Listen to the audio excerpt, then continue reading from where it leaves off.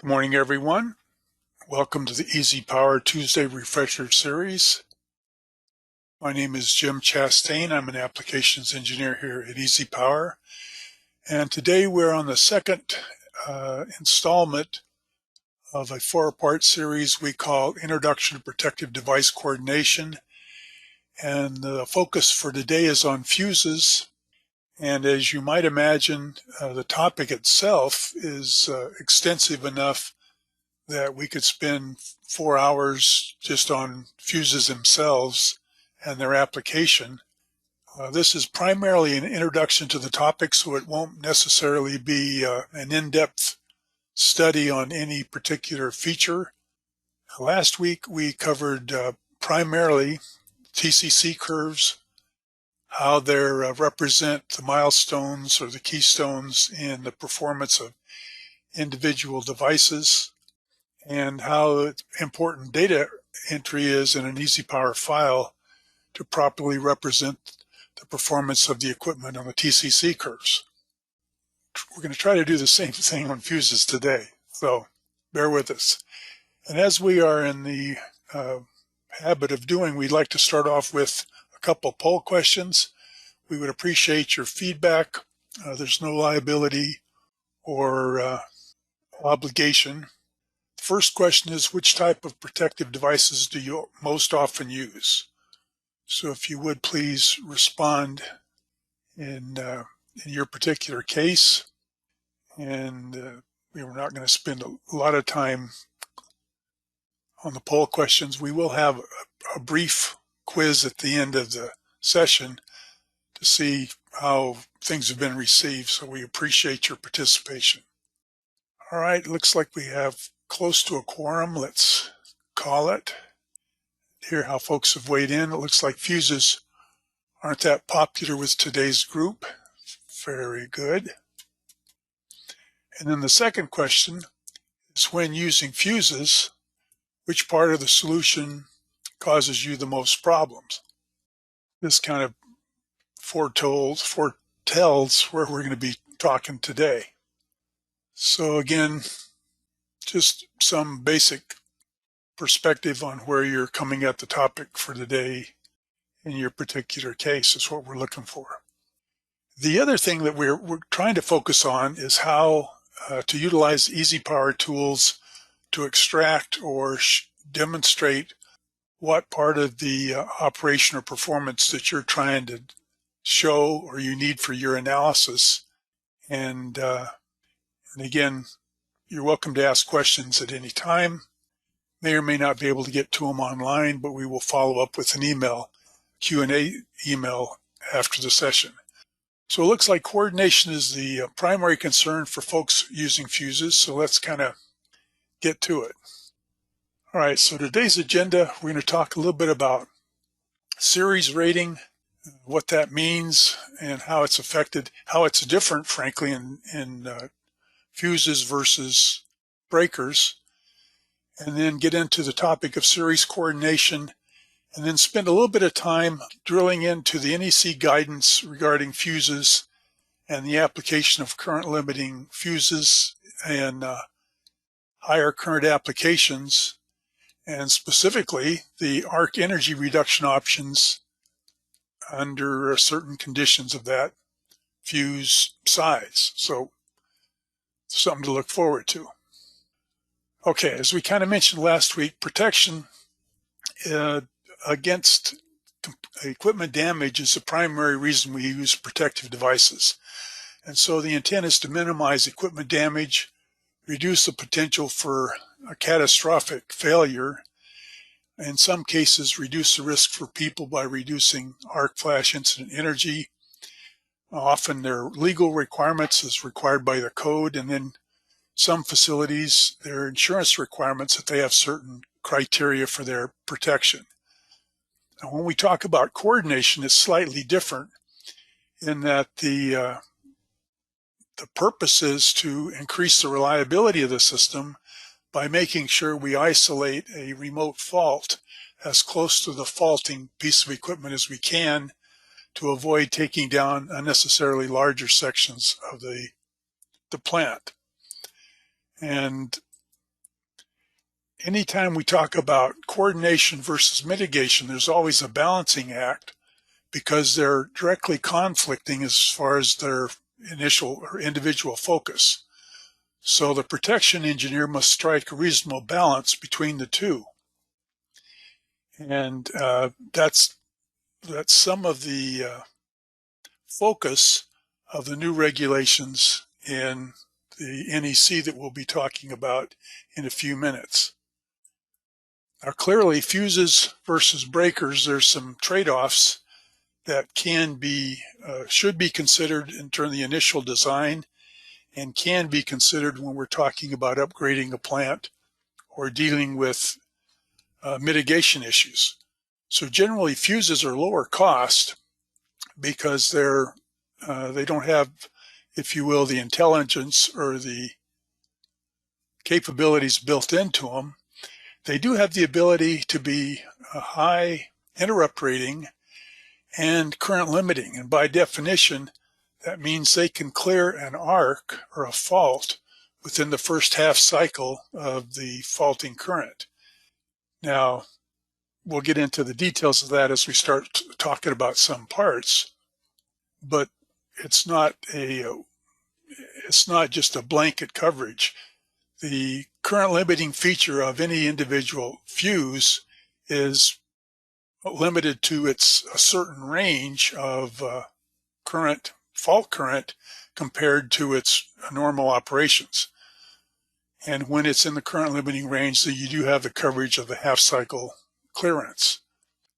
They do have the downside of being a one-time device. In other words, you have to replace it after a fault has necessitated the clearance or using the fuse capabilities to clear the fault. And as such, spares are required. The potential for arc flash reduction is a positive, and with the downside of a potential for single phasing if only one phase, the fuse in one phase clears first. The risk of replacing with the wrong fuse is real, and frequently that can make the difference as far as the changes in a system between one study or one arc flash study and the next update. If for some reason someone has, in the process of trying to keep a plant up and running, replaced a fuse with just what was available and then didn't go back and understand what the impact either on equipment duty or on the arc flash results would be using a different sized fuse.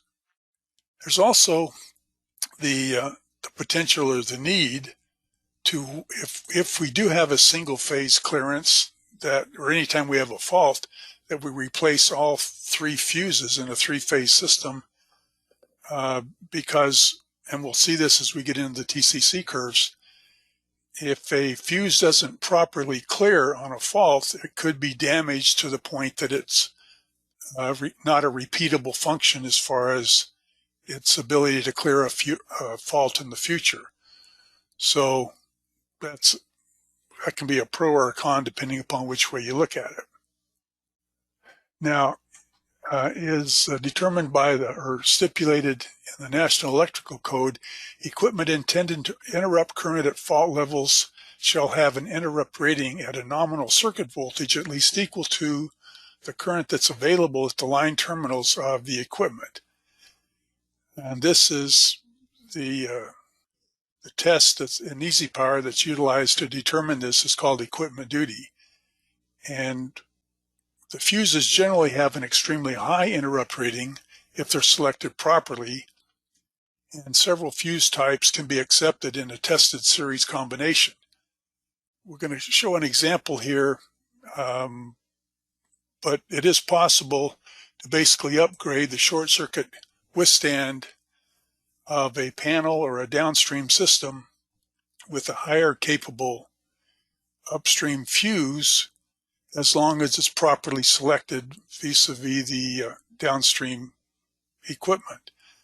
So interrupt rating, there's basically two terms. Fully rated means that each each fuse in the system or each overcurrent protective device is rated, fully rated, for the amount of short circuit current and a worst case fault. So in the case of this one line that we're showing here, we have a maximum potential short circuit available current of 31,400 amps in a 480 volt system. We're using both upstream and downstream devices that are rated for 65,000 amps.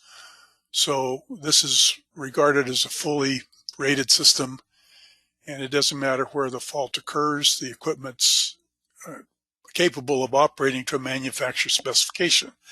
Now, in EasyPower, this is the default mode as far as evaluating equipment duty.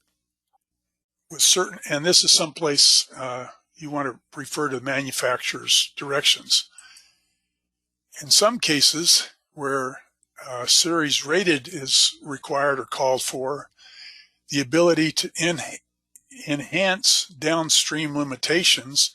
In this case, we have breakers that are rated for 10,000 amps.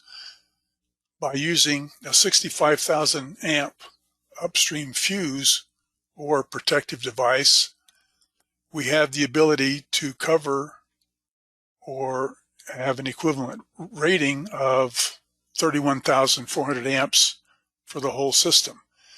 But this requires tested pairs by the manufacturer.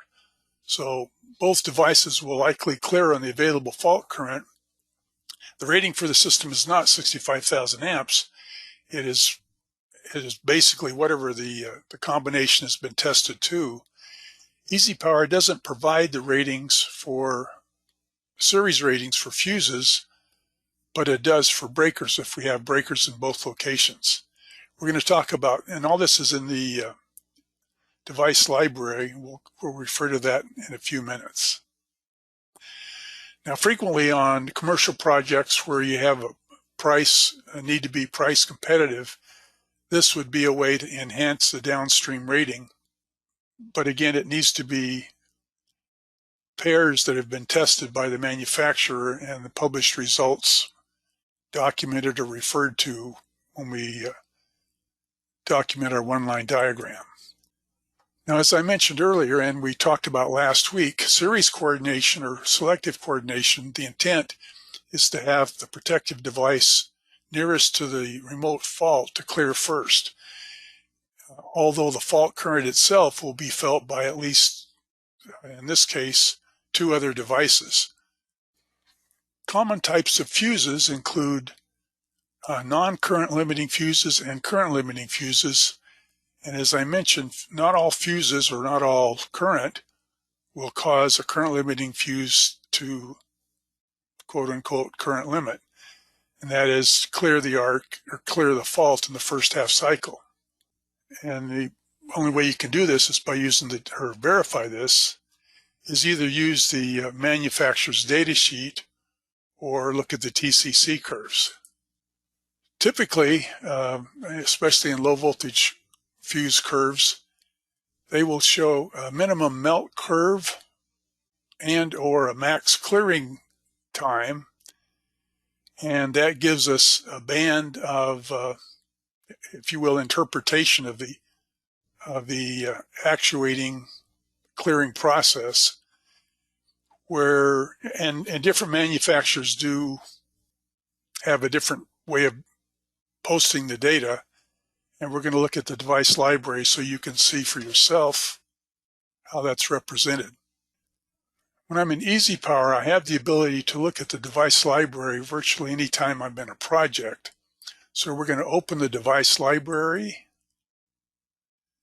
It's always in the EasyPower folder, device library. The usual designation is standardlib.mdb. And when we're looking at low voltage fuses, AC, you can see we have a host of manufacturers. Let's just look at a couple of them to illustrate my point. So we're looking at the Busman catalog, standard bus types, and here are a number of different standard parts, all are rated, or most are rated at 200,000 amps withstand. If we pick out a single type and look at the TCC plot, you can see in this case we're showing both the minimum melt and the total clearing time. So this would produce a band that would give us an indication of the trip setting. And then that will vary based upon the size of fuse that we've selected. And so again, the purpose of using the TCC curve is in short circuit analysis, we will predict the worst case current, and then based upon where the current falls on the horizontal axis, we would plot the clearing time to be the total clearing, the intersection of the short circuit current with the green plot, the green curve, and that will give us the clearing time for that particular fault. That's pretty straightforward. And again, this in and of itself doesn't show us the half cycle clearing time of the current limiting capabilities. But a note to be made is that half cycle is much less than 10 milliseconds. So the current limiting effect is going to be down here, actually below the plot. And so that'll give us a clue as to how much current it takes to be in the current limiting range. A couple other things to point out is, I've had questions come in about how do you deal with cable limiters. Cable limiters, which can be used to increase or enhance the rating of downstream equipment, can be treated just like any other fuse. And so in the case of a 250 current limiting, of course, it's not.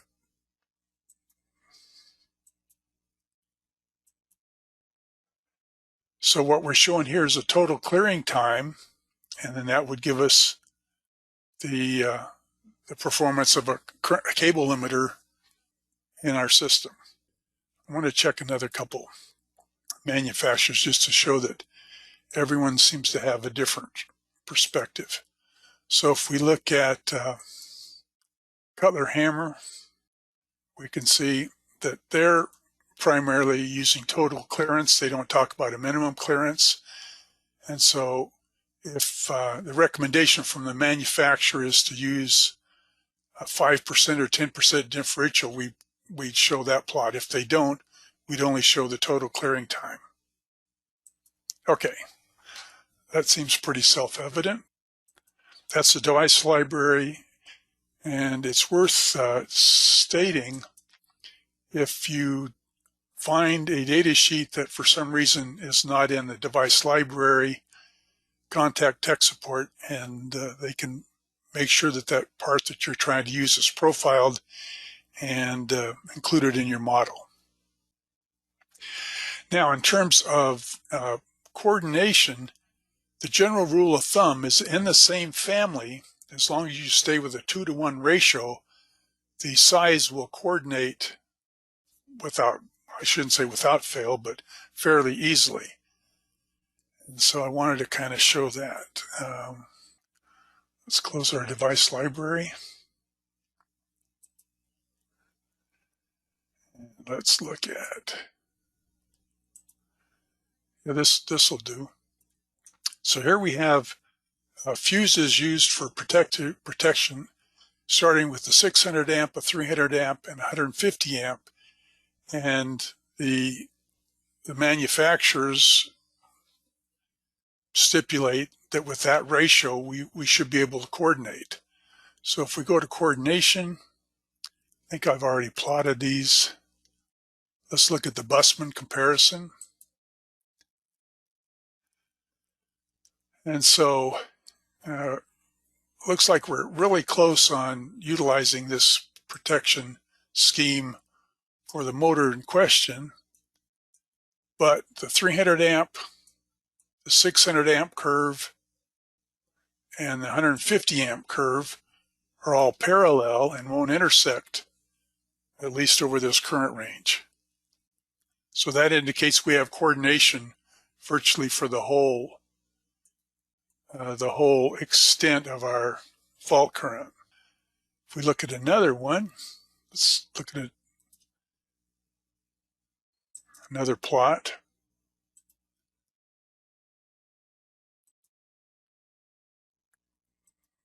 Hammer, same thing.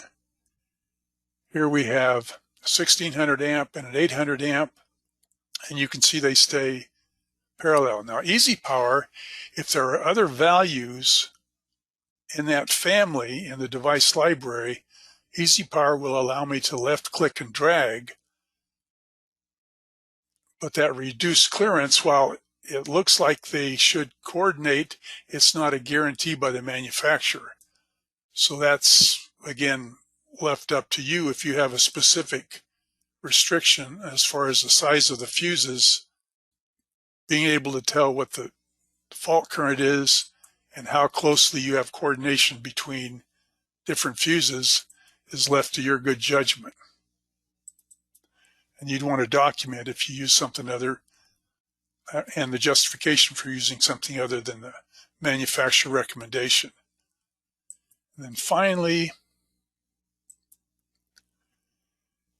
we're going to look at the Gold-Shamet. And it's the same thing where we have a 2-to-1 ratio between a 200 amp fuse and a 400 amp fuse. Now, so the issue becomes if we have, if we're using fuses for transformer protection, in the primary, we have to be aware of the need to not be sensitive or not necessarily have the fuse rated such that, especially if it's in current limiting, it could have the potential of interrupting the normal inrush current for the transformer. So in primary protection, the fuse must be up and to the right as far as its TCC curve, assuming a inrush plot of 1/10 of a second. That's 8 to 10 times the full load current for the transformer. And this is usually based on self-cooled rating. So EasyPower handles the math as long as I keep a clearance between my primary protective devices and the plot of the inrush data point. Okay, so this is from a manufacturer's data sheet, which shows the recommended ratio if we change families. So in a normal family, if we stay within that range, the recommendation for coordination is a 2-to-1 ratio between upstream and downstream. However, if we're going to change family in the process, there's maybe a different recommendation, and that's what this is all about. If we move from an RK1 to an RK5, we'd have to use a different ratio between the upstream and the downstream comparisons. Again, I refer you to the manufacturer's tables for this. It's not something that's going to be handled automatically by EasyPower. Now, and this is basically showing the same thing, is that we can, I think I already talked about this. Now, the National Electrical Code has recommended settings for transformer overcurrent protection involving breakers and fuses, and supervised and unsupervised, or any transformer. The significance here is they give us a number, especially for fuse protection. This doesn't mean I have to set it for 300% of full load current. It means I can set it as high as 300%. And for supervised, as high as 250%. So I wouldn't necessarily go right there. It depends on how much room I need for coordinating downstream devices. But these are the recommendations for primary protection and then secondary protection compared to the rating of the transformer itself.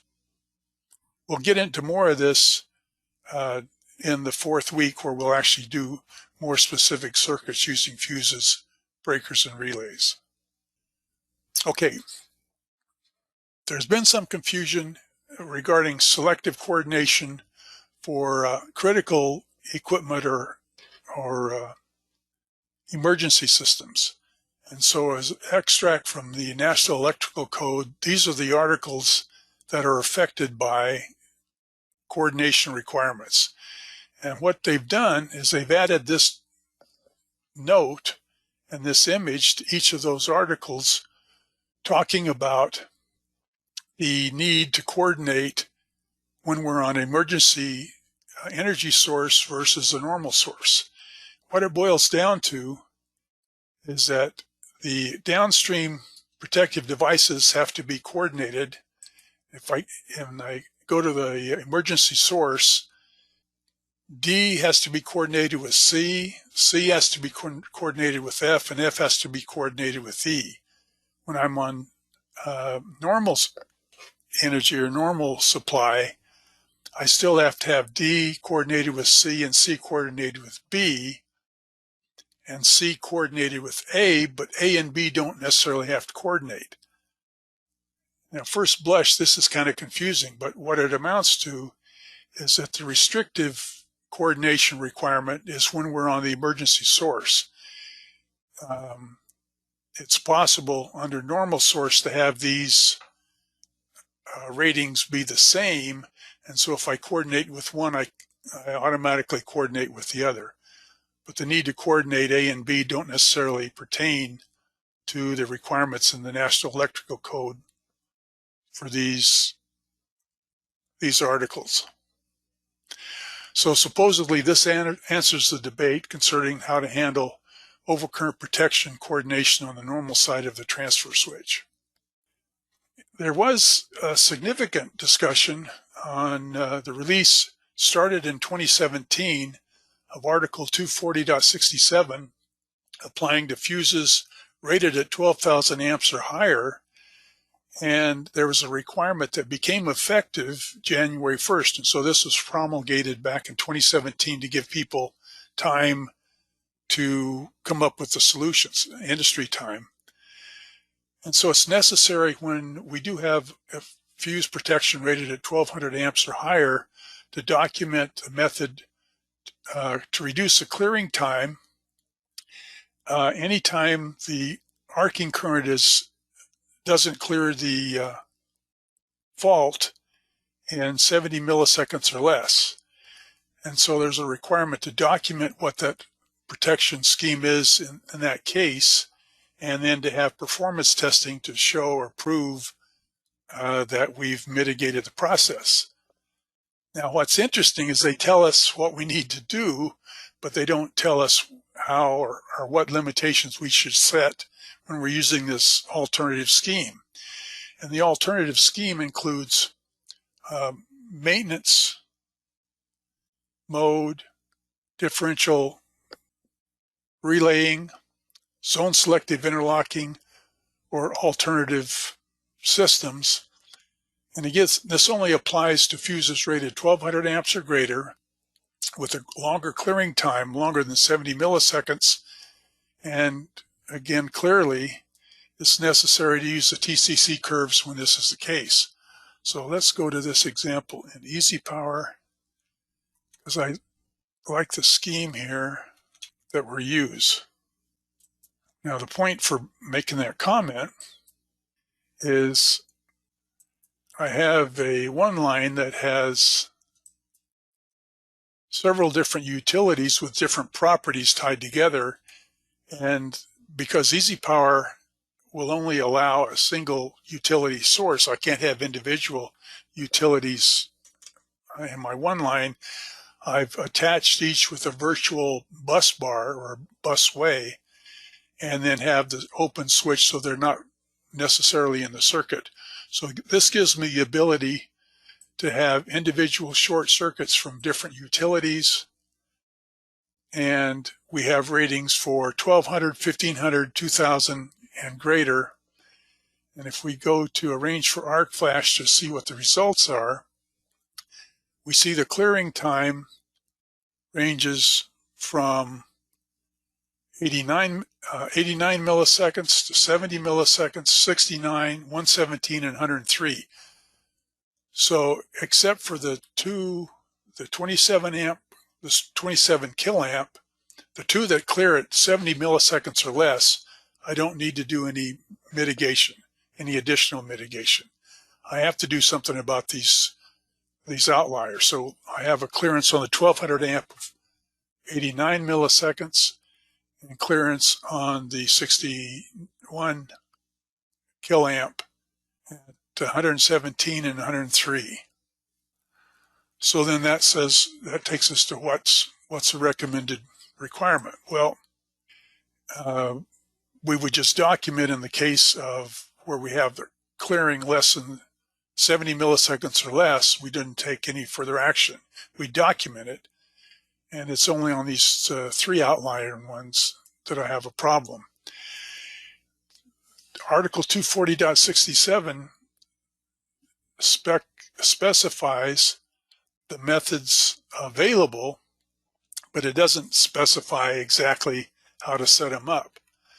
And so those methods include, as I just mentioned, differential relaying, maintenance mode, effective arc flash mitigation, current limiting, actuated fuses, or other approved equivalent means. So we're just going to touch on these because we're running short of time. But differential relaying, basically I have the ability to have a relay that senses whether I have a differential current that indicates a fault, and then switches the main fuse or even a branch fuse to trip faster than it would in the normal operations. Energy reducing maintenance switch does the same thing, except we have a switch that we can set to put the relay in the system, and when the relay detects a fault, it trips on a faster fuse. Consequently, it's referred to as a fuse switch or a switched fuse. There's new equipment involved in the marketplace that incorporates ground fault, overcurrent, maintenance mode, and in some cases, zone selective interlocking. These come from a multiple of suppliers. I've got a couple examples here. Here's I think this is from Merson. They have a medium voltage controllable fuse where this solves the problem of having high incident energy when we don't have a downstream main breaker in a medium voltage system. And so the intent is to put a fuse that's switchable on the primary side and then detect fault currents down here and pick a faster trip unit or a faster fuse if we detect a fault. Likewise, the Eaton solution is the thing we were talking about earlier, which gives me the ability to handle multiple types of faults, including ground fault and maintenance mode with varying granularity. And EasyPower simulates this with what's called a fused group, and you can plot the trip curves for the normal fuse and then actuate the relay and show performance on the faster fuse. And in essence, in normal operations, the high current or the normal current flows through what's referred to as the main fuse and the switch. And upon the relay activating on a fault, it opens the switch and forces the current through the quicker acting fuse and quenches the arc even quicker. Then the energy reducing active arc flash mitigations The ones that I've seen are referred to as quenching systems, which are active grounding. They have some trade-offs. They operate very fast and are apparently basically they convert an arc to a bolted fault, and the system's designed to protect itself against that. And consequently, it can shut down quicker and contain the arc much more efficiently. It's got its own trade-offs because you're going to have to replace some parts once the system's activated, but it's very effective as far as protecting downstream equipment and personnel. Okay, so that's kind of what I wanted to cover. What I'm looking for is system coordination with fuses can be economical, but there's drawbacks and restrictions. Transformer protection is critical, and it's a good application for fuses. As we indicated last time, proper documentation is important. And before I let you go, if you would please help me out with a couple more poll questions. So, fuses are often preferred over breakers because, and again, this is just to see if I was clear in the presentation. So let's leave this another 5 seconds. All right, looks like we got close to a quorum. Generally, they are lower cost, and they do have their drawbacks. Second question, if fault current is in the current limiting range, a current limiting fuse will, and so if you would please respond accordingly. Got my spelling corrected.